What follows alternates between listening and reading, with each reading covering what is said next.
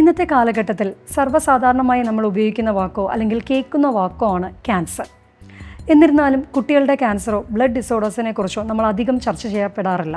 അതുകൊണ്ട് തന്നെ paediatric haematology, oncology, കുട്ടികളിലെ മജ്ജ മാറ്റിവെക്കൽ ട്രീറ്റ്മെൻറ്റിനെ കുറിച്ചും കൂടുതൽ അറിയാം നെല്ലിക്കയിലൂടെ.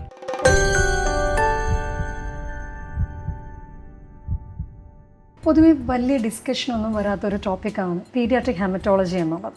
അപ്പോൾ അതുകൊണ്ട് തന്നെ എന്താണ് പീഡിയാട്രിക് ഹെമറ്റോളജി എന്ന് പറഞ്ഞുകൊണ്ട് നമുക്ക് തുടങ്ങാം ഡോക്ടർ. പലർക്കും അറിവുള്ളൊരു കാര്യമല്ല, രക്തം എന്ന് പറഞ്ഞാൽ ഒരു അവയവമാണ് നമ്മുടെ ശരീരത്തിൽ. അപ്പോൾ ഈ അവയവത്തിന് ബാധിക്കുന്ന ഏത് അസുഖവും ഹെമറ്റോളജി എന്ന വൈദ്യശാസ്ത്രത്തിൻ്റെ ശാഖയിൽപ്പെടും. അതിൽ ആൾക്കാർക്ക് ഏറ്റവും ഭയമുള്ളത് ക്യാൻസർ എന്നുള്ള വിഭാഗത്തിനെയാണ്. പക്ഷേ ക്യാൻസർ അല്ലാതെ തന്നെ പല ടൈപ്പ് രക്തസംബന്ധമായ രോഗങ്ങൾ കുട്ടികളിൽ കാണുന്നുണ്ട്. അപ്പോൾ ഈ സാധാരണയായി കുട്ടികളിൽ കാണുന്ന രക്തസംബന്ധമായ രോഗങ്ങൾ എന്തൊക്കെയാണ്? ഒന്ന് ഞാൻ നേരത്തെ സൂചിപ്പിച്ച പോലെ ബ്ലഡ് ക്യാൻസർ, അതിൽ തന്നെ പല തരമുണ്ട്. ഏറ്റവും കോമൺ ആയിട്ട് കാണുന്നത് അക്യൂട്ട് ലിംഫോബ്ലാസ്റ്റിക് ലുക്കീമിയ, പിന്നെ അക്യൂട്ട് മൈലോയിഡ് ലുക്കീമിയ എന്നിങ്ങനത്തെ ലുക്കീമിയാസ് ആണ് കൂടുതലും കുട്ടികളിൽ കാണുന്ന ക്യാൻസർ ടൈപ്പുകൾ. അതുകൂടാതെ രക്താർബുദം അല്ലാത്തതായിട്ടുള്ള പല ടൈപ്പ് ക്യാൻസേഴ്സും ഉണ്ട്, പല ടൈപ്പ് രോഗങ്ങളുമുണ്ട്.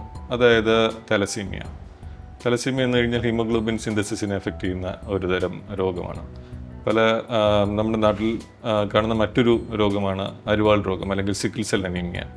അത് പലപ്പോഴും നമ്മൾ വയനാട് പോലുള്ള സ്ഥലങ്ങളിൽ സാധാരണയായിട്ട് കാണുന്ന ഒരു രോഗമാണ്. അതുപോലെ വളരെ കോമൺ ആയിട്ടുള്ള ഒരു രോഗമാണ് പോഷകാഹാരക്കുറവ് കൊണ്ടുണ്ടാകുന്ന അയൺ ഡെഫിഷ്യൻസി അനീമിയ, അതായത് ശരീരത്തിൽ ഇരുമ്പിൻ്റെ അംശം കുറയുന്നത് കൊണ്ടുള്ള അനീമിയ. അപ്പോൾ ഇതുപോലെ പല ടൈപ്പ് രോഗങ്ങളും രക്തസംബന്ധമായിട്ട് ഹെമറ്റോളജിയുടെ അണ്ടറിൽ നമ്മൾ കാണാറുണ്ട്. അപ്പോൾ പീഡിയാട്രിക് ഹെമറ്റോളജി എന്നാണ് നമ്മൾ പറഞ്ഞത്. അപ്പം ഈ കുട്ടികളുടെ പ്രായം എന്ന് പറയുമ്പോൾ അതെങ്ങനെയാണ്? ജന്മനാ വരുന്നതാണോ? ആ ഒരു പ്രായത്തിൻ്റെ കാറ്റഗറിയും കൂടി ഒന്ന് പറയാമോ?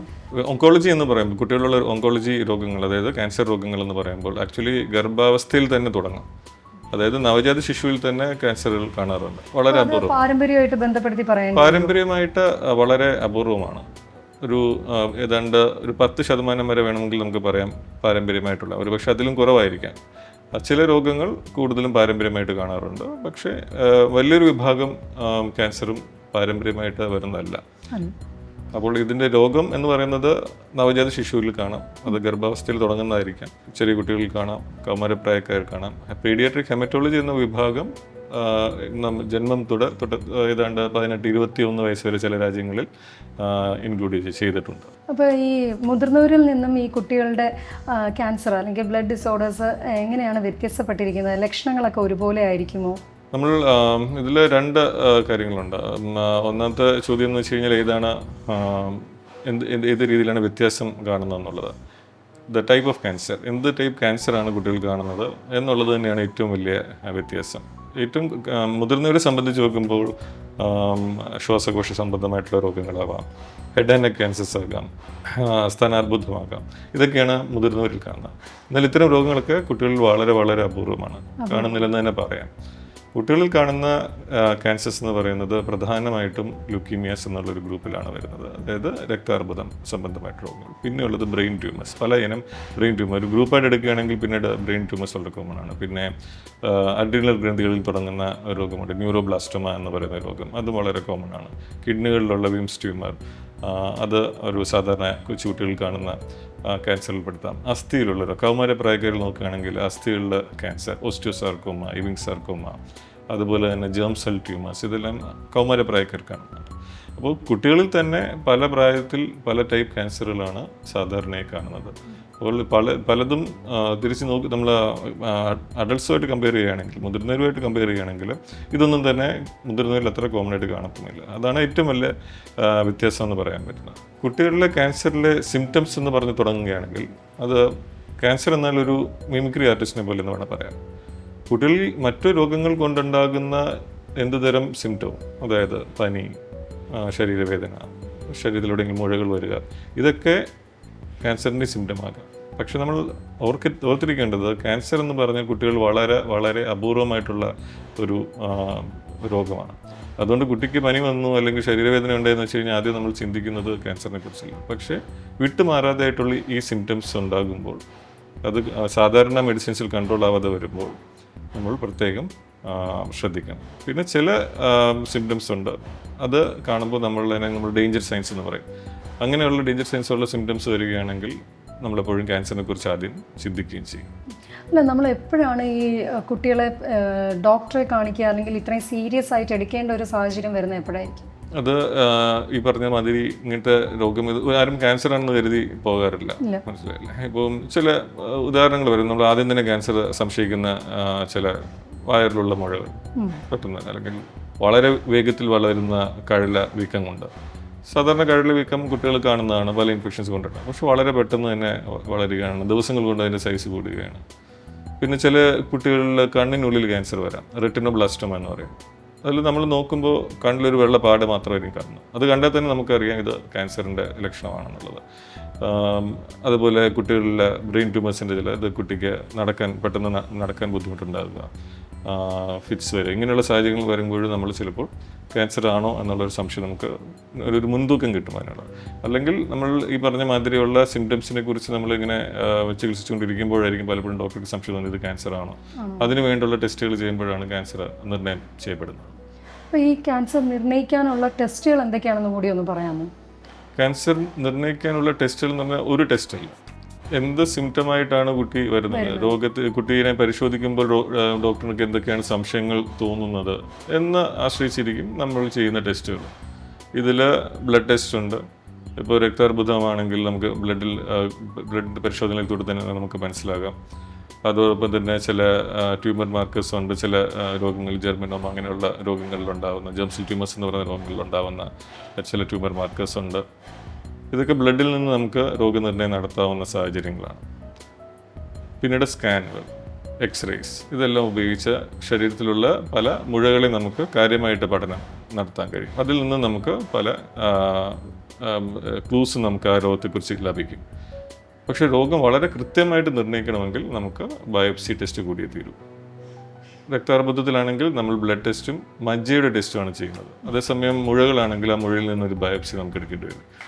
മുഴ ചില കേസുകളിൽ പൂർണ്ണമായിട്ട് നീക്കം ചെയ്തതിന് നമുക്ക് പരിശോധിക്കാം. പക്ഷേ മിക്ക കേസുകളിലും നമ്മൾ ഒരു സർജറിയിലേക്ക് പോകുന്നതിന് മുമ്പ് അതിൻ്റെ ഒരു ബയോപ്സി എടുത്ത് പരിശോധിക്കും. അപ്പോൾ ബയോപ്സി എന്ന് പറയുമ്പോൾ ചെറിയൊരു സൂചി ആ മുഴയിലൂടെ പാസ് ചെയ്ത് അതിൻ്റെ ഒരു സാമ്പിൾ എടുത്ത് പരിശോധനയ്ക്ക് അയക്കുകയാണ്. അതോട് നമുക്ക് മനസ്സിലാവും ഇത് എന്താണ്, എക്സാക്ട്ലി എന്ത് ക്യാൻസർ ആണെന്നുള്ളത് നമുക്ക് മനസ്സിലാക്കാനും പിന്നീട് അങ്ങോട്ടുള്ള ട്രീറ്റ്മെൻറ്റിന് വേണ്ടിയിട്ടുള്ള വേറെ ചില സ്പെഷ്യൽ ടെസ്റ്റുകൾ ചെയ്യാനും സാധിക്കും.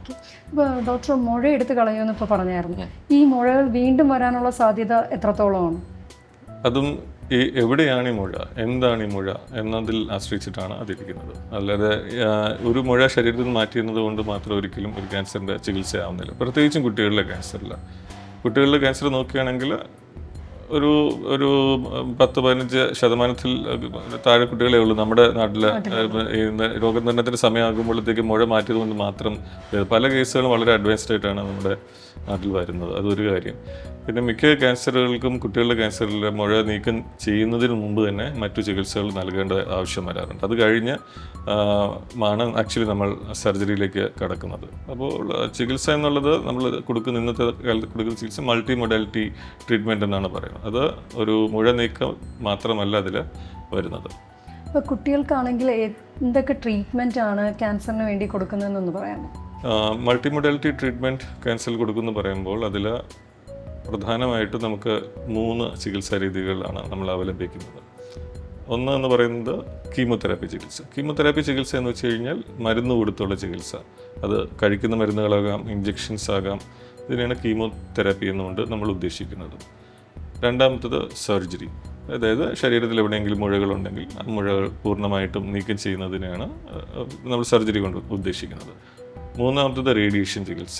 റേഡിയേഷൻ റേസ് ഉപയോഗിച്ച് ആ മുഴ ഇരുന്ന സ്ഥലം മുഴ നീക്കം ചെയ്തതിന് ശേഷവും ചിലപ്പോൾ മുഴ ഇരിക്കുമ്പോൾ തന്നെയും നമ്മൾ റേഡിയേഷൻ ചികിത്സ ചെയ്തും ട്രീറ്റ് ചെയ്യാറുണ്ട്. അപ്പോൾ ഇതാണ് പ്രധാനമായിട്ട് നമ്മൾ ചെയ്യുന്നത്. പിന്നെ പല ടാർഗറ്റഡ് തെറാപ്പി, ഇമ്മ്യൂണോതെറാപ്പി മുതലായിട്ടുള്ള പുതിയ അഡ്വാൻസസും ഇന്ന് വന്നു തുടങ്ങിയിട്ടുണ്ട്.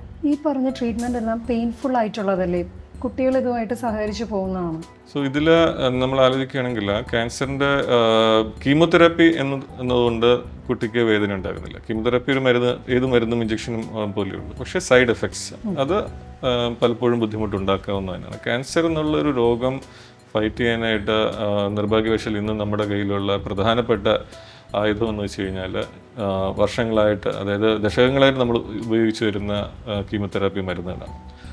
അപ്പോൾ അതിന് സൈഡ് എഫക്ട്സ് ഉണ്ട്, ഇല്ലെന്ന് പറയുന്നത് തെറ്റായിരിക്കും. അത് ഒരു കുഴപ്പമില്ല എന്ന് പറയുന്നത്, കാരണം അതിൻ്റെ സൈഡ് എഫക്ട്സ് അനുഭവിക്കുന്നത് കുട്ടികളും അവരുടെ അച്ഛനമ്മമാരും. അവരത് അറിഞ്ഞിരിക്കുന്നതും വളരെ ഇമ്പോർട്ടൻ്റ് ആണ്. പക്ഷേ ഇത് നമ്മൾ എന്തിനാണ് ചെയ്യുന്നത് എന്ന് മനസ്സിലാക്കേണ്ടത് ആവശ്യമാണ്.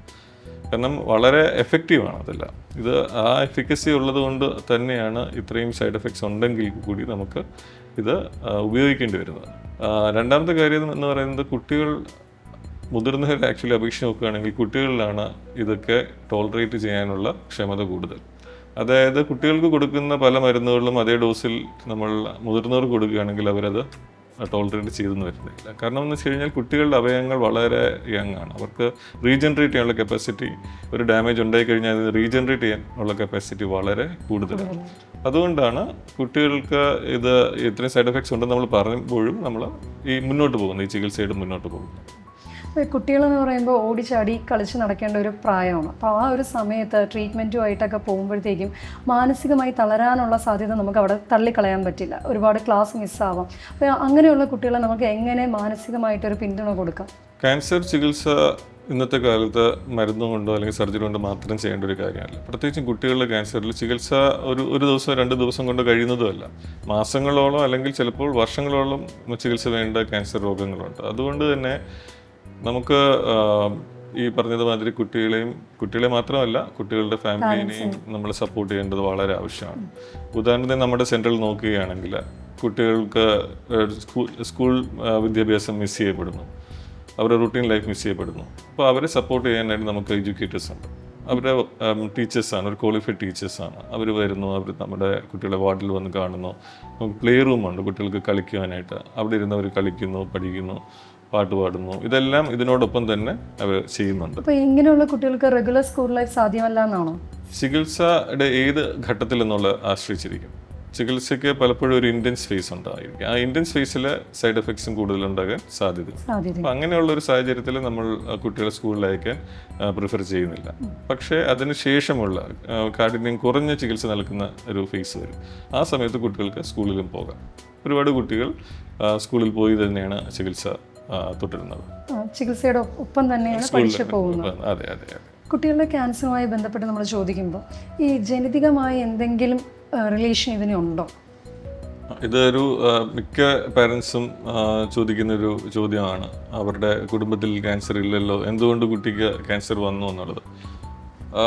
പറയുകയാണെങ്കിൽ അത് വളരെ വിരളമാണ്. ഞാൻ നേരത്തെ തന്നെ പറഞ്ഞത് മാതിരി ഒരു 10% താഴെ കുട്ടികൾക്ക് എന്തെങ്കിലും ആക്ച്വൽ ഒരു ജനറ്റിക് പ്രോബ്ലം കാരണമുണ്ടാകും. ഇപ്പോൾ ഈ ജനറ്റിക് എന്ന് പറയുമ്പോൾ തന്നെ ഒരു തെറ്റിദ്ധാരണയുണ്ട്. എല്ലാ ജനറ്റിക് രോഗങ്ങളും പാരമ്പര്യമില്ല. പാരമ്പര്യമായിട്ടുണ്ടാകുന്ന രോഗങ്ങളെല്ലാം ജനറ്റിക്കാണ് തന്നെ. അതായത് ക്യാൻസർ എന്ന് പറഞ്ഞു കഴിഞ്ഞാൽ ജീൻസിനുള്ള തകരാറ് കൊണ്ടുണ്ടാകുന്ന ഒരു രോഗം തന്നെയാണ്. പക്ഷെ അത് പാരമ്പര്യമായിട്ടുണ്ടാകുന്ന ഒരു ജനിതകമായ തകരാറല്ല. ഈ വ്യത്യാസം പലപ്പോഴും ആൾക്കാർ മനസ്സിലാക്കുന്നില്ല. അപ്പോൾ ഒരു ക്യാൻസർ ഒരു ജനറ്റിക് രോഗം എന്ന് പറയുമ്പോൾ തന്നെ അതൊരു പാരമ്പര്യ രോഗം ആകണമെന്നില്ല. കുറച്ച് കുട്ടികളിൽ അങ്ങനെ കാണാം. അത് നമ്മൾ നോക്കുന്നത് എന്ത് തരം രോഗമാണ് കുട്ടികൾക്ക് വന്നിട്ടുള്ളത്. പിന്നെ ഈ പറഞ്ഞ മാതിരി ഫാമിലിയിൽ ക്യാൻസർ സംബന്ധിതമായിട്ടുള്ള രോഗങ്ങൾ ഉണ്ടായിട്ടുണ്ടോ. അങ്ങനെ ചില പർട്ടിക്കുലർ ടൈപ്പ് ക്യാൻസറിൽ വളരെ ചിലപ്പം രോഗത്തിൻ്റെ ഒരു സൂചന നമുക്ക് കിട്ടുന്നിരിക്കില്ല, ഫാമിലിയുടെ ഹിസ്റ്ററി ചോദിക്കുമ്പോൾ കിട്ടുന്നിരിക്കില്ല. പക്ഷേ അത് വരാനുള്ള സാധ്യതയുണ്ട്. അങ്ങനെയുള്ള കേസുകളിലാണ് നമ്മൾ കൂടുതലും വളരെ ഫോക്കസ്ഡ് ആയിട്ടുള്ള ടെസ്റ്റുകൾ, ജനിതകമായിട്ടുള്ള ടെസ്റ്റുകൾ ചെയ്യുന്നത്. അപ്പോൾ നമ്മൾ ചിലപ്പോൾ കണ്ടുപിടിച്ചെന്നിരിക്കാം. അല്ലാതെ പൊതുവേ പറയുകയാണെങ്കിൽ ഇത് പാരമ്പര്യമായിട്ട് വരുന്ന ഒരു ജനിതക രോഗം അല്ല. ഇപ്പോൾ ചില പാരൻസ് പറയാറില്ലേ നമ്മുടെ കുടുംബത്തിൽ ആർക്കും ക്യാൻസർ ഇല്ല. പക്ഷെ എന്നിരുന്നാൽ പോലും കുട്ടിക്ക് ജന്മനാ ക്യാൻസർ വരികയാണെങ്കിൽ അതിനെ നമ്മൾ എന്ത് ആയിട്ട് കണക്ട് ചെയ്ത് പറയും? ജന്മനാ ക്യാൻസർ വന്നാലും ക്യാൻസർ പിന്നീട് വന്നാലും ഇത് ജനിതകമെന്ന് പറയണമെങ്കിൽ ഞാൻ ഈ പറഞ്ഞ മാതിരിയുള്ള എന്തെങ്കിലും ലക്ഷണങ്ങൾ അല്ലെങ്കിൽ ഹിസ്റ്ററി അതിനുണ്ടായിരിക്കണം. ഇതെല്ലാം കൂടെ കൂട്ടി വെച്ചിട്ട് വേണം നമ്മൾ അതിനെക്കുറിച്ചൊരു പറയാം. ജന്മന ഉണ്ടെന്ന് കരുതി പോലും അത് പാരമ്പര്യമാകണമെന്നില്ല. ഇല്ല. കുട്ടികളെന്ന് പറയുമ്പോൾ എല്ലാവർക്കും സന്തോഷം നൽകുന്ന ഒന്നാണ്. ഒരു കുടുംബത്തിലൊരു കുഞ്ഞ് ജനിച്ച് ആ കുട്ടിക്ക് പലതരത്തിലുള്ള അസുഖങ്ങളൊക്കെ വരികയാണെങ്കിൽ പാരൻസിൻ്റെ ലൈഫ് എന്ന് പറഞ്ഞാൽ ഒരു സ്ട്രെസ് ലൈഫായിട്ട് മാറുകയാണ്. അപ്പോൾ അവരെ കൂടുതൽ സമ്മർദ്ദത്തിലേക്ക് പോകാതെ നമ്മൾ എന്ത് പിന്തുണയാണ് ഫാമിലിയിൽ നിന്നായാലും സൊസൈറ്റിയിൽ നിന്നായാലും കൊടുക്കേണ്ടത്? കുട്ടികൾക്ക് ക്യാൻസർ എന്നുള്ള രോഗം എന്ന് പറയുന്നത് ഒരു ഭയാനകമായിട്ടുള്ള ഒരു സ്ഥിതിയാണ്. അപ്പോൾ ഒരു കുടുംബത്തിന് അത് അച്ഛനമ്മമാരെ മാത്രമല്ല, വളരെ അടുത്ത ബന്ധുക്കളെയും കുട്ടിയുടെ മറ്റു സഹോദരങ്ങളെയും എല്ലാം ബാധിക്കുന്ന ഒരു പ്രശ്നം തന്നെയാണ്. അപ്പോൾ ഇത് ഒരു മാനസികമായിട്ടുള്ള ഒരു സ്ട്രെസ്സാണ് നമ്മളെപ്പോഴും ആലോചിക്കുന്നത്. പക്ഷേ ഈ സ്ട്രെസ് ഉണ്ടാകാനുള്ള കാരണങ്ങൾ വേറെയുണ്ട്. സോഷ്യലായിട്ടുള്ള ഇഷ്യൂസ് ഉണ്ടാകാം. അതോടൊപ്പം തന്നെ പാരൻസിൻ്റെ ജോലി മാസങ്ങളോളം വർഷങ്ങളോളം നീണ്ടു നിൽക്കുന്ന ചികിത്സയിൽ അത് അവരെ അഫക്റ്റ് ചെയ്യും. ഫിനാൻഷ്യൽ സ്ട്രെസ്, ഇത് നമ്മൾ പലപ്പോഴും ഫിനാൻഷ്യൽ ടോക്സിസിറ്റി എന്ന് പറയും. നമ്മൾ മരുന്നുകളുടെ സൈഡ് എഫക്റ്റുകൾ പറയുമ്പോൾ ഇപ്പോൾ പറയുന്ന ഒരു വാക്കാണ് ഫിനാൻഷ്യൽ ടോക്സിറ്റി. അത് താങ്ങാനാവുന്നതിലും അപ്പുറമായിരിക്കും പല ചികിത്സകളുടെയും കോസ്റ്റ്. അപ്പോൾ ഒരു മൾട്ടി ഫാക്ടോറിയലാണ് പാരൻസിനെ ഈ സ്ട്രെസ് ഉണ്ടാകാനുള്ള കാരണങ്ങൾ. ഇതെല്ലാം പ്രത്യേകം നമ്മൾ അഡ്രസ്സ് ചെയ്യേണ്ടി വരും. അപ്പോൾ ഒരു കോംപ്രിഹെൻസീവ് ക്യാൻസർ സെൻറ്റർ, ഒരു പീഡിയാട്രിക് ഓങ്കോളജി സെൻറ്റർ എന്ന് പറയുമ്പോൾ നമ്മുടെ പ്രധാനമായ ലക്ഷ്യം കുട്ടിയെ ചികിത്സിക്കുക എന്നുള്ളതാണെങ്കിലും അതിനോടൊപ്പം തന്നെ ഫാമിലിയെ സപ്പോർട്ട് ചെയ്യുക എന്നുള്ളതും കൂടിയാണ്. അതിനായിട്ട് സൈക്കോളജി ടീമിലെ ആൾക്കാരുണ്ടായിരിക്കും. നമ്മൾ പാരൻസ് അമിതമായിട്ടുള്ള എല്ലാവർക്കും സ്ട്രെസ് ഇല്ലാതെ ഒരിക്കലും ഒരു പാരൻറ്റിനും അത് ചികിത്സിക്കുന്ന ഡോക്ടർമാർക്ക് പോലും ഉണ്ടാകും. അപ്പം ആ സ്ട്രെസ് അമിതമാകുമ്പോൾ അവർക്ക് ഇൻ്റർവെൻഷൻ്റെ ആവശ്യമുണ്ട്. അതിന് നമുക്ക് സൈക്കോളജി ടീമുണ്ട്. പിന്നെ എന്തുകൊണ്ട് ഈ സ്ട്രെസ്സസ് ഉണ്ടാകുന്നു? അപ്പോൾ ഫിനാൻഷ്യലായിട്ടുള്ള പ്രോബ്ലംസ് ആണ്. അപ്പോൾ അതിന് വേണ്ടത് അവർക്ക് സോഷ്യൽ സപ്പോർട്ട് വേണമെങ്കിൽ അതിനുള്ള സോഷ്യൽ വർക്കേഴ്സ് നമ്മുടെ ടീമിലുണ്ട്. അവർ ഫണ്ട് അറേഞ്ച് ചെയ്യാനായിട്ട് അവർ ഹെൽപ്പ് ചെയ്യുന്നു. അപ്പോൾ അങ്ങനത്തെ ഒരു സപ്പോർട്ട് അവർക്ക് ആവശ്യമുണ്ട്. നമ്മുടെ സെൻറ്ററിലാണെങ്കിൽ കുഗ്രാമങ്ങളിൽ നിന്നാണ് ഫാമിലി വരുന്നത്. അങ്ങനെ വരുമ്പോൾ അവർക്ക് നിൽക്കാൻ പോലും സ്ഥലമില്ല. പലപ്പോഴും ചികിത്സ മുടങ്ങിപ്പോകാൻ സാധ്യതയുണ്ട്. അപ്പോൾ അവർക്ക് വേണ്ടത് നിൽക്കാൻ ഒരു സ്ഥലമാണ് കുറച്ച് നാളത്തേക്ക്. ഫണ്ടുണ്ടെങ്കിൽ പോലും അല്ലെങ്കിൽ അവർക്ക് അവിടെ ചികിത്സ തുടരാൻ സാധിക്കില്ല. അപ്പോൾ അതിന് വേണ്ടിയിട്ടുള്ള സപ്പോർട്ട്. അപ്പോൾ ഇങ്ങനെ പല രീതിയിലും നമുക്ക് പാരൻസിനെ സഹായിക്കാൻ കഴിയും. അപ്പോൾ ചികിത്സിക്കുന്ന ആശുപത്രിയുടെ ഒരു മോറൽ റെസ്പോൺസിബിലിറ്റി എന്ന് വേണമെങ്കിൽ ഞാൻ പറയും. ചികിത്സ മാത്രം കൊടുത്താൽ മതി, പക്ഷേ അതിനപ്പുറം നമ്മൾ അവരെ സപ്പോർട്ട് ചെയ്യേണ്ട ഒരു കടമയാണെന്ന് ഞാൻ കരുതുന്നു. അപ്പോൾ അതും ഈ പറഞ്ഞ രീതികളിലെല്ലാം എന്തുകൊണ്ടാണ് സ്ട്രെസ് ഉണ്ടാകുന്നതെന്ന് മനസ്സിലാക്കിയിട്ട് വേണം നമ്മൾ അവരെ സപ്പോർട്ട് ചെയ്യാനായിട്ട്. അപ്പോൾ ഈ എല്ലാ ഹോസ്പിറ്റലിലും സ്ട്രെസ് ഫ്രീ ആക്കാനുള്ള സംവിധാനങ്ങളുണ്ടോ ഇന്നും? എല്ലാ ഹോസ്പിറ്റലിലും ഒരു പരിധിവരെയൊക്കെ ഉണ്ട് ക്യാൻസർ ചികിത്സിക്കുന്ന ഹോസ്പിറ്റലിൽ. പക്ഷേ ഏറ്റക്കുറച്ചിലുകൾ ഉണ്ടായേക്കാം.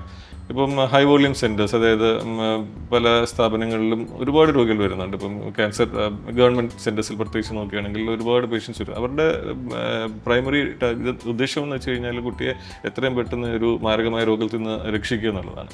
അപ്പോൾ ഒരു ഇൻഡിവിജ്വൽ ലെവലിൽ കെയർ ചിലപ്പോൾ കൊടുക്കാൻ സാധിച്ചെന്നിരിക്കില്ല.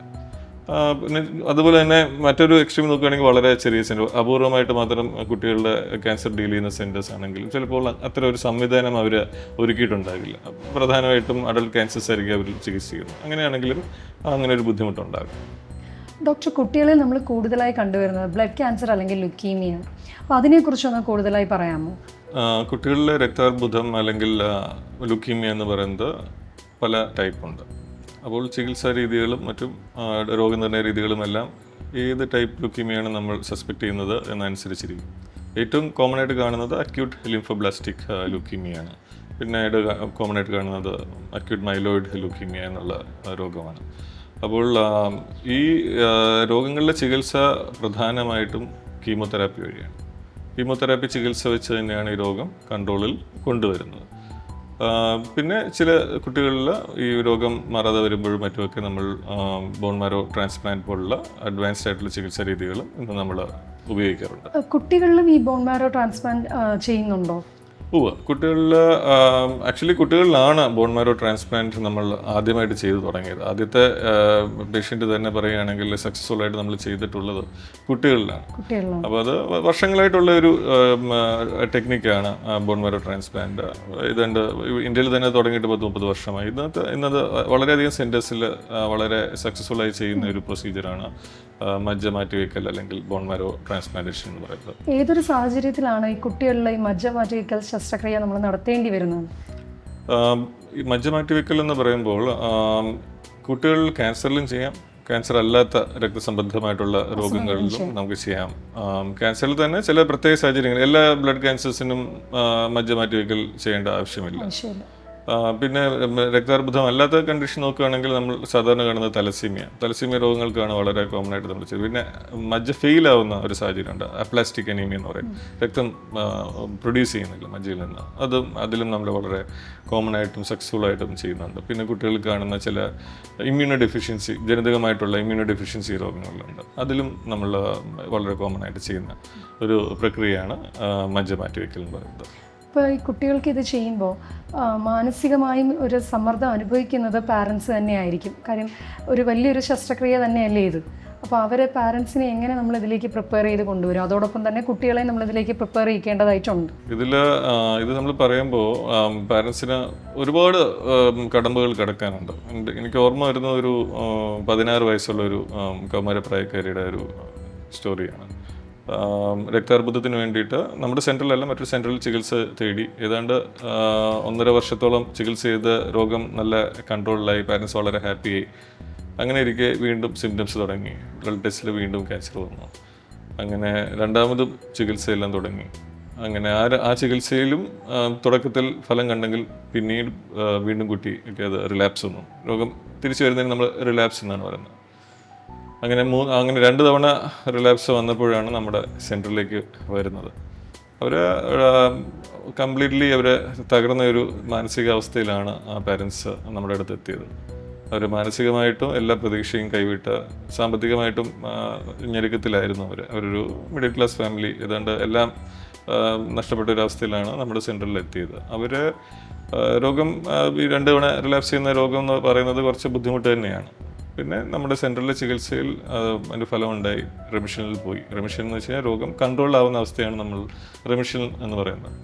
പക്ഷെ ഇങ്ങനത്തെ ഒരു സാഹചര്യത്തിൽ നമുക്ക് കുട്ടീനെ വിട്ടുകഴിഞ്ഞാൽ വീണ്ടും ക്യാൻസർ തിരിച്ചു വരും. അപ്പോഴാണ് നമ്മൾ ബോൺ മാരോ ട്രാൻസ്പ്ലാന്റ് ഓപ്ഷൻ പാരൻസിൻ്റെ അടുത്ത് പറഞ്ഞത്. അപ്പോൾ രോഗം ഇതിൽ നമ്മൾ മജ്ജ മാറ്റി വയ്ക്കുമ്പോൾ നമുക്ക് വേണ്ടത് ഒരു ഡോണറിനെയാണ്. അപ്പോൾ ഡോണർ ഭാഗ്യത്തിന് ആ കുട്ടിയുടെ തന്നെ സഹോദരൻ ഒരു ഫുള്ളി മാച്ച് ഡോണറിന് ഉണ്ടായിരുന്നു. പാരൻസിന് വലിയ ഒരു വിശ്വാസം ഉണ്ടായിരുന്നില്ല തുടക്കത്തിൽ ഇത് സക്സസ്ഫുൾ ആവും എന്നുള്ളതും. ഈ പറഞ്ഞ പോലെ ഒരു കോംപ്ലിക്കേറ്റഡ് പ്രൊസീജിയറാണ്, ഇതിന് ഒരുപാട് സാമ്പത്തികമായിട്ട് ഒരുപാട് പ്രശ്നങ്ങളുണ്ട്, ഇതെല്ലാം അവർക്കറിയാം. സൈഡ് എഫക്ട്സും ഒരുപാട് വരാൻ സാധ്യതയുണ്ട്. അപ്പോൾ അതും നമ്മൾ തന്നെ കുട്ടികളെ പാരൻസിനെ സഹായിച്ചു, അവരെ കൗൺസിലിങ്ങിന് വിധേയമാക്കി. നമ്മുടെ സോഷ്യൽ വർക്കേഴ്സ് എല്ലാം ഒരുമിച്ച് വന്നു, ഫണ്ട് റേസ് ചെയ്തു. അങ്ങനെ കുട്ടിക്ക് ട്രാൻസ്പ്ലാന്റ് നമ്മൾ ചെയ്തു. ട്രാൻസ്പ്ലാന്റിന് ശേഷം കുറച്ച് കോംപ്ലിക്കേഷൻസ് വളരെ കൂടുതലായിരുന്നു. എങ്കിലും ആ കുട്ടി ഇപ്പോൾ ഏതാണ്ട് 3 വർഷമായി ക്യാൻസർ കഴിഞ്ഞ്. ഇന്ന് ആ കുട്ടി കോളേജിലെത്തി. അപ്പോൾ ആ പാരൻസിൻ്റെ ഒരു സന്തോഷം കാണുമ്പോൾ നമുക്കും സ്വയം നമുക്കൊരു തൃപ്തി തോന്നുന്ന ഒരു സാഹചര്യമാണ്. അപ്പോൾ നമ്മൾ ഈ പറഞ്ഞ മാതിരി പാരൻസ് വരുമ്പോൾ ഇത് പ്രതീക്ഷയ്ക്ക് വകയുള്ള ഒരു കാര്യമാണെന്നുള്ള ഒരു കോൺസെപ്റ്റ് വരേണ്ട സമയമാണ്. കാരണം ഒരുപാട് കുട്ടികൾക്ക് ബോൺ മാരോ ട്രാൻസ്പ്ലാന്റേഷൻ നടക്കുന്നില്ല ഇന്നത്തെ കാലത്ത്. ഇന്ന് ഒരു 10-20 കൊല്ലം മുമ്പുള്ള സാഹചര്യത്തിൽ നമുക്ക് ഒരുപാട് സപ്പോർട്ടുണ്ട് പല രീതിയിലും. കുട്ടികൾക്ക് വരുന്ന കോംപ്ലിക്കേഷൻസ് മാനേജ് ചെയ്യാനും നമുക്ക് ഒരുപാട് സപ്പോർട്ടീവ് കെയർ വളരെ ഡെവലപ്ഡ് ആയിട്ടുണ്ട് നമ്മുടെ രാജ്യത്തും. അപ്പോൾ ഈ ഒരു ആവശ്യം വരികയാണെങ്കിൽ, നിർഭാഗ്യവശാൽ കുട്ടിക്ക് ക്യാൻസർ വരികയും അത് മാറാതിരിക്കുന്ന ഒരു അവസ്ഥയിൽ ബോൺ മാരോ ട്രാൻസ്പ്ലാന്റേഷൻ എന്നൊരു ഓപ്ഷൻ ഉണ്ടെങ്കിൽ അത് തീർച്ചയായിട്ടും യൂസ് ചെയ്യണം എന്ന് പറയാനുള്ള ഉദാഹരണം മാത്രമാണ് ഞാൻ ഈ പറഞ്ഞത്. ഡോക്ടർ ഇപ്പോൾ പറഞ്ഞതിൽ നിന്ന് നമ്മൾ മനസ്സിലാക്കിയത് വളരെ സക്സസ്ഫുൾ ആയിട്ടുള്ള ഒരു ട്രീറ്റ്മെൻ്റ് ആണ് ബോൺ മാരോ എന്നാണ്. അപ്പോൾ അങ്ങനെയെങ്കിൽ ഇത് ബോഡിയിൽ എന്തൊക്കെ പ്രോസസ്സാണ് നടക്കുന്നതെന്നും കൂടി ഒന്ന് പറയാമോ? ബോൺ മാരോ ട്രാൻസ്പ്ലാന്റേഷൻ അല്ലെങ്കിൽ മജ്ജ മാറ്റിവെക്കൽ എന്ന് പറയുമ്പോൾ ആൾക്കാർ ധരിക്കുന്നതെന്ന് വെച്ച് കഴിഞ്ഞാൽ ഒരാളുടെ മജ്ജ എടുത്ത് മറ്റൊരാൾക്ക് കൊടുക്കുന്നു എന്നാണ്. വളരെ ബേസിക്കായിട്ട് പറഞ്ഞാൽ അങ്ങനെയാണ്. പക്ഷെ നമ്മൾ അതിൻ്റെ ഒരു ശരിയായിട്ടുള്ള അതിൻ്റെ പദവും ഇന്നത്തെ നമ്മൾ പറയേണ്ടത് ഹെമറ്റോപോയിറ്റിക് സ്റ്റെം സെൽ ട്രാൻസ്പ്ലാന്റേഷൻ എന്നാണ്. നമ്മൾ മജ്ജയിലാണ് നമ്മുടെ മൂലകോശങ്ങൾ ഇരിക്കുന്നത്, നമ്മുടെ രക്തം ഉൽപ്പാദിപ്പിക്കാനുള്ള സ്റ്റെം സെൽസ് ഇരിക്കുന്നത്. നമുക്ക് വേണ്ടത് ആ സ്റ്റെം സെൽസാണ്. അപ്പോൾ ഒരു ബ്ലഡ് ക്യാൻസർ രോഗിയുടെ അവസ്ഥയോ അല്ലെങ്കിൽ മറ്റ് രക്തസംബന്ധമായിട്ടുള്ള, ഞാൻ നേരത്തെ സൂചിപ്പിച്ചുള്ള തലസീമിയ പോലുള്ള രോഗികളുടെയോ മൂലകോശങ്ങൾക്ക് ഡാമേജ് ഉണ്ട്. അപ്പോൾ അത് പ്രവർത്തിക്കുന്നില്ല, വേണ്ട രീതിയിൽ പ്രവർത്തിക്കുന്നില്ല. ക്യാൻസർ ഉള്ള കുട്ടികൾക്കാണെങ്കിൽ ക്യാൻസറസ് ആയിട്ടുള്ള സ്റ്റെം സെൽസ് അവിടെ ഉണ്ട്, അതാണ് ക്യാൻസർ സെല്ലുകൾ ഉൽപ്പാദിപ്പിക്കുന്നത്. അപ്പോൾ ഇതിനെ സമൂലമായിട്ട് നമുക്ക് അവിടുന്ന് പുറത്താക്കണം, ഈ മജ്ജയിലാണ് ഇത് സ്റ്റേ ചെയ്യുന്നത്. അപ്പോൾ അതിനെ മാറ്റിയിട്ട് വേണം നമ്മൾ ഒരു ഡോണറിൻ്റെ, ഹെൽത്തി ആയിട്ടുള്ള ഒരു ഡോണറിൻ്റെ സ്റ്റെം സെൽ ശരീരത്തിലേക്ക് പ്രവേശിപ്പിക്കേണ്ടത്. ഇതൊരു ശസ്ത്രക്രിയയല്ല, ഇതൊരു പ്രക്രിയയാണ്. അതായത് ഇതൊരു ഓപ്പറേഷൻ ചെയ്തൊരു അവയവം മാറ്റി വയ്ക്കുന്നത് പോലെയല്ല ബോൺ മാരോ ട്രാൻസ്പ്ലാന്റേഷൻ എന്ന് പറയുന്നത്. ഇത് നമുക്ക് ബോൺ മാരോയിൽ നിന്ന് എടുക്കാം, ബോൺ മാരോയിൽ നേരിട്ടും എടുക്കാം. ചില സാഹചര്യങ്ങളിൽ നമ്മളൊരു ഡോണറിൻ്റെ ബോൺ മാരോയിൽ നിന്ന് തന്നെ ഒരു സൂചി കടത്തി, എല്ലിനുള്ളിലാണല്ലോ മജ്ജയിരിക്കുന്നത്, അപ്പോൾ ഒരു സൂചി കടത്തി ആവശ്യത്തിനുള്ള ബോൺ മാരോ ഒരു ഹെൽത്തി ആയിട്ട് ഡോണറിനും എടുക്കാം. പക്ഷേ ഇന്ന് കൂടുതലായിട്ട് നമ്മൾ ചെയ്യുന്നത് അങ്ങനെയല്ല. രക്തം ഡൊണേറ്റ് ചെയ്യുന്നത് പോലെയുള്ളൂ ഒരു ഡോണറിന് ഇന്ന് സ്റ്റെം സെൽസ് ഡൊണേറ്റ് ചെയ്യുക. അതായത് രക്തം നമ്മൾ ഡൊണേറ്റ് ചെയ്യുമ്പോൾ നമ്മുടെ ശരീരത്തിൽ നിന്ന് ബ്ലഡ് എടുക്കുന്നു. ഇന്ന് എഫറസിസ് എന്നൊരു ടെക്നിക്ക് ഉപയോഗിച്ച് ഡോണറിൻ്റെ ബ്ലഡിൽ നിന്ന് സ്റ്റെം സെൽസ് വേർതിരിച്ചെടുത്ത് അത് വേറൊരു ബാഗിലാക്കി ബാക്കിയുള്ള രക്തം ഡോണറിൻ്റെ ശരീരത്തിലേക്ക് തന്നെ പ്രവേശിപ്പിക്കുകയാണ് ചെയ്യുന്നത്. അതിന് ഡോണറിനെ മയക്കേണ്ടതായിട്ടോ യാതൊരു ആവശ്യവും ഇല്ല. അപ്പോൾ രക്തം ഡൊണേറ്റ് ചെയ്യുന്ന അത്രയും ലളിതമായിട്ട് തന്നെ നമുക്ക് ഇന്ന് സ്റ്റെം സെൽസ് ഡൊണേറ്റ് ചെയ്യാൻ സാധിക്കും. ഇതിനെ എടുത്ത് പറയാൻ കാര്യം എന്ന് വെച്ച് കഴിഞ്ഞാൽ ഡോണേഴ്സ് പലപ്പോഴും വളരെ റിലക്റ്റൻ്റ് ആണ്. ഒരു മാസ്റ്റ് ആയിട്ടുണ്ട് നമുക്ക് ലഭിക്കുകയാണെങ്കിലും ഡോണേഴ്സിന് നമുക്ക് ലഭിക്കുന്നത് പ്രധാനമായിട്ട് 2 രീതിയിലാണ്. ഒന്ന്, ഫാമിലിക്കുള്ളിൽ, ഫാമിലിയിൽ നമ്മുടെ അച്ഛൻ, അമ്മ, സ്വന്തം ആയിട്ടുള്ള സഹോദരങ്ങൾ, അങ്ങനെയുള്ളവരുടെ മാച്ചിങ് സ്റ്റാറ്റസ്. അതായത് നമ്മൾ ബ്ലഡ് ഗ്രൂപ്പിൻ്റെ മാച്ചിങ് പറയുന്നത് പോലെ തന്നെയാണ് HLA മാച്ചിങ് എന്നുള്ളൊരു ടെസ്റ്റ് ഉപയോഗിച്ച് നമ്മൾ എത്ര മാച്ചിങ് എന്ന് പറയും. ജനറലി നമ്മൾ 10-ൽ 10 എന്ന് പറയും. 10 out of 10 HLA മാച്ചാണോ നമ്മൾ നോക്കും. അതാണ് ഫുൾ മാച്ച് ഡോണർ എന്ന് പറയുന്നത്. അങ്ങനത്തെ ഒരു ഡോണർ നമ്മുടെ കുടുംബത്തിലുണ്ടെങ്കിൽ അതാണ് ഏറ്റവും ബെസ്റ്റ് ഡോണർ. ചിലപ്പോൾ അങ്ങനെ ലഭിച്ചെന്ന് വരത്തില്ല. അപ്പോൾ നമ്മൾ എന്ത് ചെയ്യും, മറ്റുള്ള ഡോണേഴ്സിലുണ്ട് അൺറിലേറ്റഡ് ഡോണർ എന്ന് പറയും, MUD, മാച്ച്ഡ് അൺറിലേറ്റഡ് ഡോണർ എന്നുള്ള ഒരു ഡോണർ അവൈലബിൾ ആണോ എന്ന് നമ്മൾ നോക്കും. അതിനായിട്ട് രജിസ്ട്രീസ് ഉണ്ട്, ഇൻ്റർനാഷണൽ രജിസ്ട്രീസ് ഉണ്ട്, ഇന്ത്യയിൽ രജിസ്ട്രീസ് ഉണ്ട്. ഇന്ത്യയിൽ DKMS ഉണ്ട്, ധാത്രി ഉണ്ട്, ഇങ്ങനത്തെ പല രജിസ്ട്രീസും ഇന്ത്യയിലും ഇന്ന് ഓപ്പറേറ്റ് ചെയ്യുന്നുണ്ട്. ഇവരുടെ ഒരു വലിയൊരു ലിസ്റ്റുണ്ട് ഡോണേഴ്സിൻ്റെ. അവരുടെ ഈ HLA ഗ്രൂപ്പ് അവർ സ്റ്റോർ ചെയ്ത് വെച്ചിട്ടുണ്ട്. അപ്പം നമ്മൾക്ക് ഏതെങ്കിലും ഒരു രോഗിക്ക് അത് ആവശ്യമുണ്ടെങ്കിൽ നമ്മൾ അവരുടെ അടുത്ത് ചോദിക്കും ഇങ്ങനൊരു മാച്ച് ഉണ്ടോ എന്നുള്ളത്. അവർ പറയണ ഇത്രയും മാച്ചുള്ള ഡോണർ അവൈലബിൾ ആണ് എന്ന് പറയുകയാണെങ്കിൽ പിന്നെ അടുത്ത സ്റ്റെപ്പ് ഡോണറിനെ നമ്മൾ മോട്ടിവേറ്റ് ചെയ്യുന്നത്. ഈ സാഹചര്യത്തിലാണ് ഇന്ന് നമ്മൾ ഫെയിൽ ആവുന്നത്. പല ഹെൽത്തി ഡോണേഴ്സും പല കാരണങ്ങൾ കൊണ്ട്, പല തെറ്റായ ധാരണകൾ കൊണ്ട് ഡൊണേറ്റ് ചെയ്യുന്നില്ല. അപ്പോൾ നമുക്ക് ആ സാഹചര്യം, നമുക്ക് ആ ഒരു ഓപ്പർച്യൂണിറ്റി നഷ്ടപ്പെടുകയാണ് ചെയ്യുന്നത്. അപ്പോൾ ഇപ്പം ഈ പ്രക്രിയ മനസ്സിലാക്കി കഴിഞ്ഞാൽ ഇതിനെ ഭയക്കില്ല. ഇത് രക്തം ദാനം ചെയ്യുന്നത് പോലെയുള്ളൊരു പ്രൊസീജിയർ. നമ്മുടെ ശരീരത്തിൽ നമുക്ക് വേണ്ടതിലും ഏറെ സ്റ്റെം സെൽസ് നമ്മുടെ ശരീരത്തിലുണ്ട്. അപ്പോൾ നമ്മൾ സ്റ്റെം സെൽസ് ഡൊണേറ്റ് ചെയ്യുമ്പോൾ നമുക്ക് ശരീരത്തിൽ നിന്നൊന്നും നഷ്ടപ്പെടുന്നില്ല എന്നുള്ളതാണ് സത്യം. വളരെ ചെറിയ ബുദ്ധിമുട്ടുകൾ മാത്രം ചില ഡോണേഴ്സിനുണ്ടാകും. അത് വളരെ അപൂർവമായിട്ടുള്ള, അല്ലാതെ ഡോണേഴ്സിന് യാതൊരു രീതിയിലും യാതൊരു ആരോഗ്യ പ്രശ്നങ്ങളും ഉണ്ടാക്കുന്നില്ല. ഇഷ്യൂസ് ഭയന്ന് അവർ സ്വയം വരാത്തതാണെന്നാണ് ഉദ്ദേശിച്ചത്. ഇല്ല, വരില്ല. അവർക്ക് യാതൊരു ആരോഗ്യ പ്രശ്നങ്ങളും ഡോണറിന് അതുകൊണ്ട് ഉണ്ടാവുകയില്ല. ബ്ലഡ് ഡൊണേഷൻ പോലെ തന്നെയാണ്. ഈ സ്റ്റെം സെൽസ് എടുത്തിട്ടാണ് നമ്മൾ രോഗിക്ക് കൊടുക്കുന്നത്. അതിനു മുമ്പ് രോഗിക്ക് കുറച്ച് കണ്ടീഷനിങ് എന്നുള്ളൊരു പ്രോസസ്സിനെ വിധേയമാക്കേണ്ടതായിട്ടുണ്ട്. ഈ കണ്ടീഷനിങ് കൊണ്ട് ഉദ്ദേശിക്കുന്നത് ശരീരത്തിലുള്ള ഓൾറെഡി ഡാമേജ്ഡ് ആയിട്ടുള്ള ബോൺ മാരോയിലുള്ള സെൽസിനെ നമ്മൾ ക്ലിയർ ചെയ്യുക എന്നുള്ളതാണ്. സ്റ്റെം സെൽസ്, നമുക്ക് ആവശ്യമില്ലാത്ത സ്റ്റെം സെൽസിനെ ബോൺ മാരോയിൽ നിന്ന് ക്ലിയർ ചെയ്യുന്ന പ്രോസസ്സിനെയാണ് കണ്ടീഷനിങ് എന്ന് പറയുന്നത്. അപ്പോൾ കണ്ടീഷനിങ് പ്രധാനമായിട്ട് നമ്മൾ മരുന്നുകൾ ഉപയോഗിച്ചാണ് ചെയ്യുന്നത്. കണ്ടീഷനിങ് ചെയ്യുന്നത് റേഡിയേഷൻ ചികിത്സ ചിലപ്പോൾ ഉപേക്ഷിക്കാം. അതിനോടൊപ്പം തന്നെ ചില മെഡിസിൻസ് ഉണ്ട്, സ്പെഷ്യലായിട്ടുള്ള കുറച്ച് മെഡിസിൻസ് ഉണ്ട്. ഇതെല്ലാം കൂടി ചേർത്തിട്ടുള്ള ഒരു പ്രക്രിയയാണ് കണ്ടീഷനിങ് എന്ന് പറയുന്നത്. ഇത് ചെയ്ത് കഴിയുമ്പോൾ മജ്ജ റെഡിയാണ്, രോഗിയുടെ മജ്ജ റെഡി ആയിരിക്കും. പിന്നെ ബ്ലഡ് ഡൊണേറ്റ് ചെയ്യുന്ന പോലെ വളരെ ലളിതമായിട്ടുള്ളൊരു പ്രോസസ്സാണ് ഈ മജ്ജ മാറ്റിവെക്കൽ. ഡോണറിൽ നിന്ന് നമ്മൾ വേർതിരിച്ച മജ്ജ എടുത്ത് രോഗിക്ക് കൊടുക്കും. ഇത്രയേ ഉള്ളൂ. ഇതിൽ ഓപ്പറേഷനോ ഒന്നും നടക്കുന്നില്ല. പിന്നെ നമ്മൾ വെയിറ്റ് ചെയ്യുകയാണ്. വെയിറ്റ് ചെയ്യുന്ന സമയത്ത് ഈ നമ്മുടെ സ്റ്റെം സെൽസ് ശരീരത്തിൽ കയറുന്ന ഉടൻ തന്നെ സ്റ്റെം സെൽസിനൊരു രീതിയുണ്ട്, നേരെ മജ്ജയിലേക്കാണ് പോകുന്നത്. അതിനെ ബൈൻഡ് ചെയ്യാനുള്ള റിസപ്റ്റേഴ്സ് അവിടെയുണ്ട്. നേരെ അവിടെ പോയി അവിടുന്ന് രക്തം ഉൽപ്പാദിപ്പിച്ചു തുടങ്ങും. അതിൻ്റെ നാച്ചുറലായിട്ടുള്ള ഒരു പ്രോസസ്സാണ് അതിൻ്റെത്. അത് മജ്ജയിൽ എത്തിക്കഴിഞ്ഞാൽ അത് ഡിവൈഡ് ചെയ്ത് ആവശ്യത്തിനുള്ള രക്തം ഉൽപ്പാദിപ്പിച്ചു കൊടുക്കും. ഇതിനെ നമ്മൾ എൻഗ്രാഫ്റ്റ്മെൻറ്റ് എന്ന് പറയും.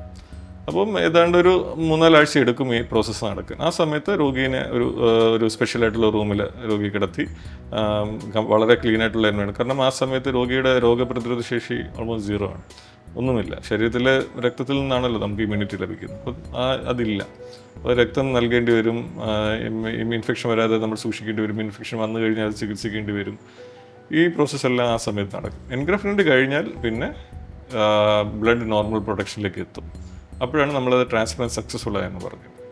പിന്നെ മറ്റൊരാളുടെ ഒരു ശരീരത്തിൽ നമ്മൾ മറ്റൊരാളുടെ സ്റ്റെം സെൽ കൊടുക്കുമ്പോൾ മറ്റുള്ള ട്രാൻസ്പ്ലാന്റുകളിലൊന്നും കാണാത്ത ഒരു പ്രത്യേകതരം പ്രശ്നം ബോൺ മാരോ ട്രാൻസ്പ്ലാന്റേഷനിലുണ്ട്. അല്ലെങ്കിൽ സ്റ്റെം സെൽ ട്രാൻസ്പ്ലാന്റേഷൻ. അതിനെയാണ് ഗ്രാഫ്റ്റ് വേഴ്സസ് ഹോസ്റ്റ് ഡിസീസ് എന്ന് പറയുന്നത്. അതായത് നമ്മുടെ ഡോണറിൽ നിന്ന് ലഭിക്കുന്ന ആ സ്റ്റെം സെൽസിൽ നിന്ന് ഉണ്ടാക്കുന്ന രക്താണുക്കൾ രോഗിയുടെ ബോഡീനെ ആക്രമിക്കാൻ തുടങ്ങും. അതിനെയാണ് ഗ്രാഫ്റ്റ് വേഴ്സസ്. കാരണം അതിനെ സംബന്ധിച്ച് ഇത് എൻ്റെ ശരീരമല്ല, ഇത് ഒരു മറ്റൊരു ശരീരം. അപ്പോൾ അതിനെ അറ്റാക്ക് ചെയ്യാനുള്ള ഒരു ടെൻഡൻസി കാണിക്കും. അത് പല പ്രശ്നങ്ങളും ഉണ്ടാക്കും. അത് കൺട്രോൾ ചെയ്യുന്നതിലാണ് ട്രാൻസ്പ്ലാന്റിൻ്റെ വിജയം.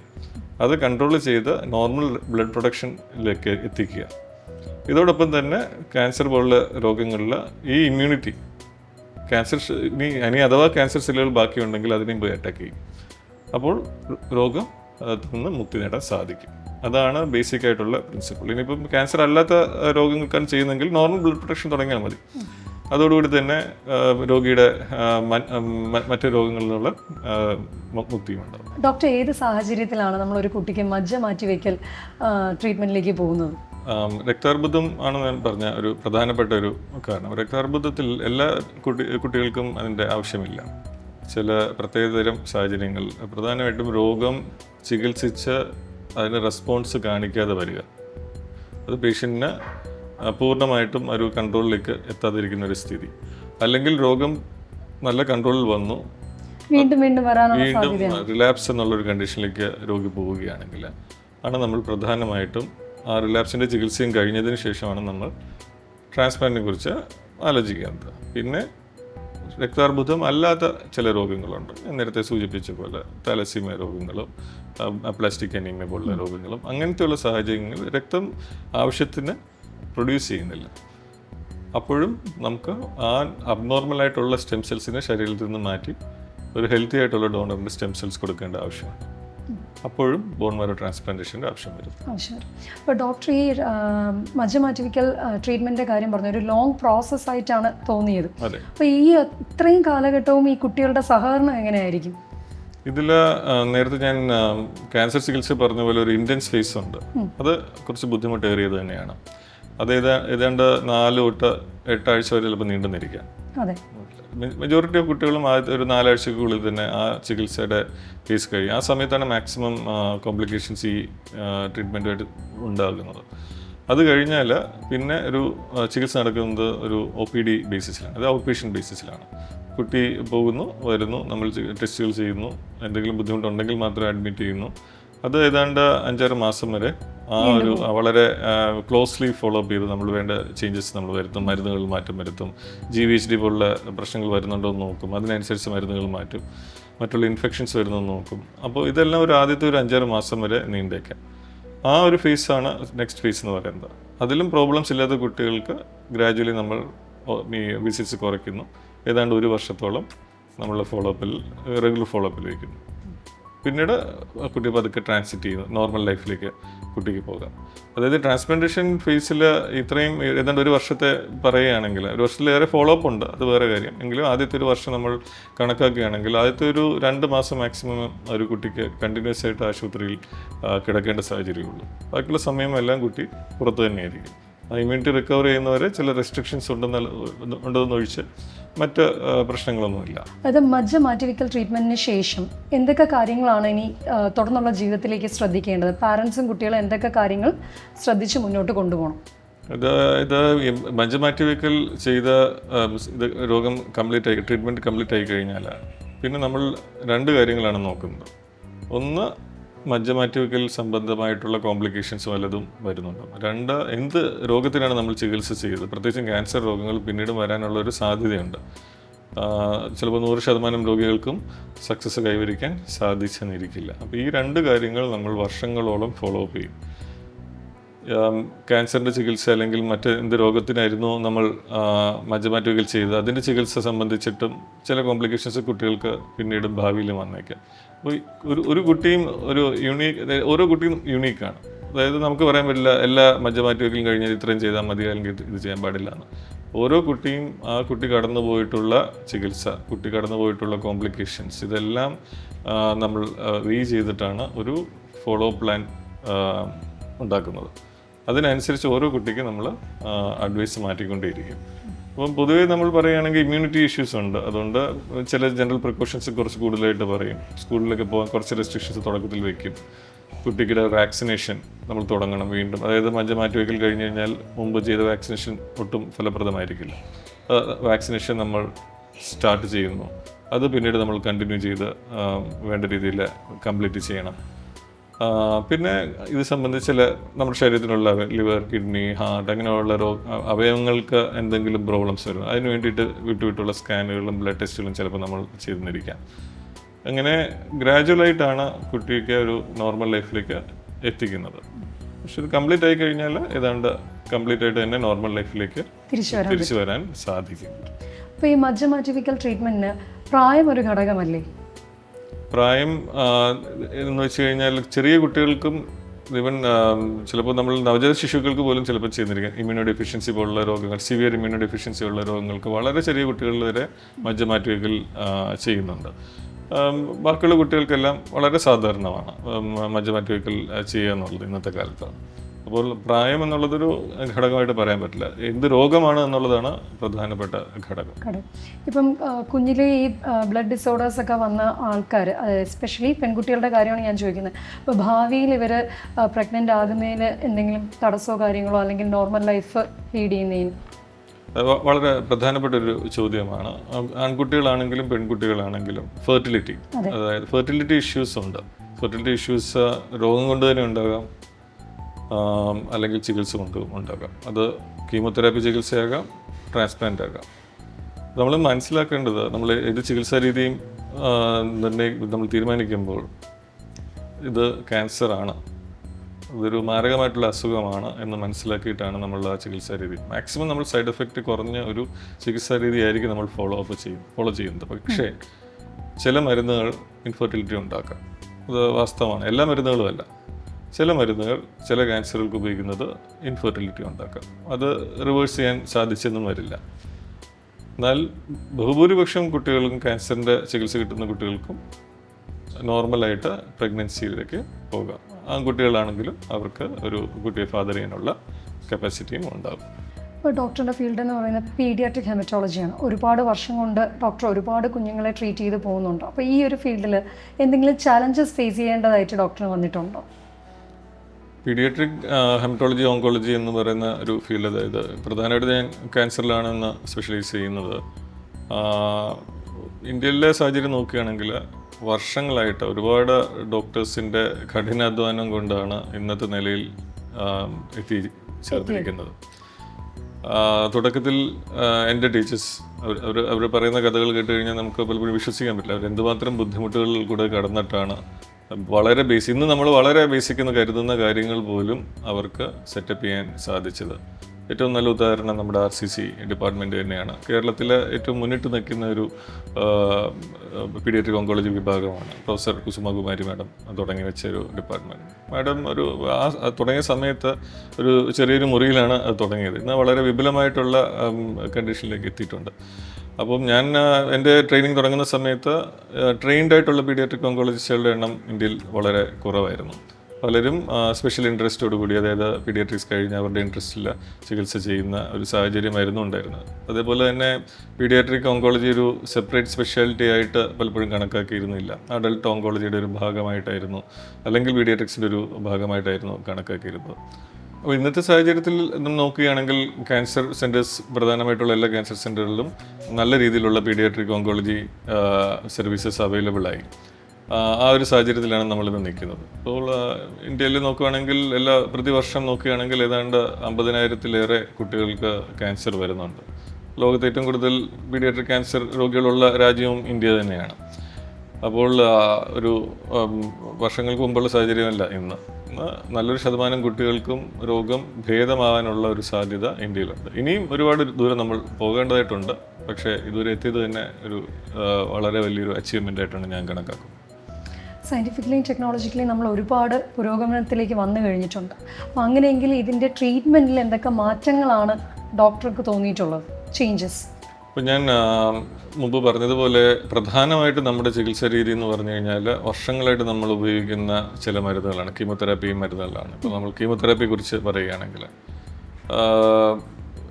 അതിൽ ഒരുപാട് മാറ്റങ്ങളൊന്നും പറയാനില്ല. പക്ഷെ അതിനെ ആ കീമോതെറാപ്പിയുടെ എഫക്റ്റ് കൂട്ടുവാനും ഈ രോഗം തിരിച്ചു വരാതിരിക്കാനുള്ള മറ്റ് രീതികൾ എന്തൊക്കെയെന്ന് ചോദിച്ചു കഴിഞ്ഞാൽ ഇന്ന് ഒരുപാട് ടാർഗറ്റഡ് തെറാപ്പി മരുന്നുകൾ ഇറങ്ങിയിട്ടുണ്ട്. അതായത് നമ്മുടെ പ്രത്യേകത നമ്മുടെ ക്യാൻസർ ഒരു ജനിതകമായിട്ടുള്ളൊരു ഇഷ്യൂ ആണ്. അപ്പോൾ ആ ജനിതക മാറ്റങ്ങൾ എന്താണെന്ന് സ്പെഷ്യൽ ടെസ്റ്റുകൾ വഴി കണ്ടുപിടിച്ച് ആ മ്യൂട്ടേഷൻസിനെ ടാർഗറ്റ് ചെയ്തിട്ടുള്ള അല്ലെങ്കിൽ ആ ചേഞ്ചസിനെ ടാർഗറ്റ് ചെയ്തിട്ടുള്ള ചികിത്സാ രീതിയിലാണ് നമ്മൾ ടാർഗറ്റഡ് തെറാപ്പി എന്ന് പറയുന്നത്.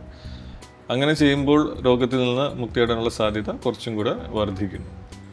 അതോടൊപ്പം തന്നെ ഇന്ന് പലരും ചോദിക്കുന്നൊരു ചോദ്യമാണ് ഇമ്മ്യൂണോതെറാപ്പി. അപ്പോൾ ക്യാൻസറിൻ്റെ മുകളിൽ നമ്മുടെ ഇമ്മ്യൂണിറ്റിയുടെ എഫക്റ്റ് വളരെ അധികമാണ്. പല ക്യാൻസറുകളും നമ്മുടെ തന്നെ ഇമ്മ്യൂൺ സിസ്റ്റം ഉപയോഗിച്ച് അതിനെ നമുക്ക് അറ്റാക്ക് ചെയ്യാൻ സാധിക്കും. ഇതിനെയാണ് നമ്മൾ ഇമ്മ്യൂണോതെറാപ്പി എന്ന് പറയുന്നത്. ചില മരുന്നുകൾ കൊടുത്ത് നമ്മുടെ ശരീരത്തിലുള്ള നമ്മുടെ ഇമ്മ്യൂണിറ്റി തന്നെ ക്യാൻസറിന് എതിരായിട്ട് ഉപയോഗിക്കുക. ഇന്ന് പല പീഡിയാട്രിക് ക്യാൻസറുകളിലും ഇമ്മ്യൂണോതെറാപ്പി ചികിത്സ അവൈലബിൾ ആണ്, വളരെ സക്സസ്ഫുള്ളുമാണ്. പ്രത്യേകിച്ചും നമ്മളിത് ഉപയോഗിക്കുന്നത് ഹൈ റിസ്ക് ആയിട്ടുള്ള ക്യാൻസറുണ്ട്. ക്യാൻസർ രോഗങ്ങളിൽ തന്നെ ചിലത് വളരെ ഹൈ റിസ്ക് ആണ്, അല്ലെങ്കിൽ അഡ്വാൻസ് ഡിസീസ് എന്ന് പറയും.